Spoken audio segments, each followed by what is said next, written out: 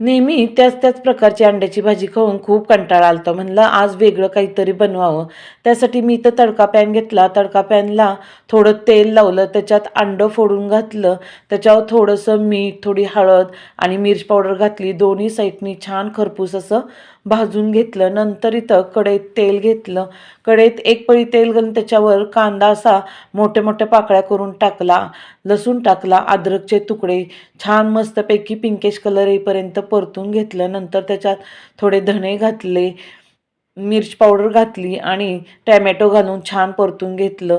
थंड झालं की मिक्सरच्या भांड्यात असं फिरवून काढून ग्रेव्ही बनवली. तोपर्यंत कढई गरम झालेली होती. त्याच कढईत तेल घालून इथं दालचिनी आणि तेजपत्त्याची पानं घातली. थोडं हलवून नंतर त्याच्यात मिक्सरला बारीक केलेली ग्रेव्ही घातली, ती परतून घेतली.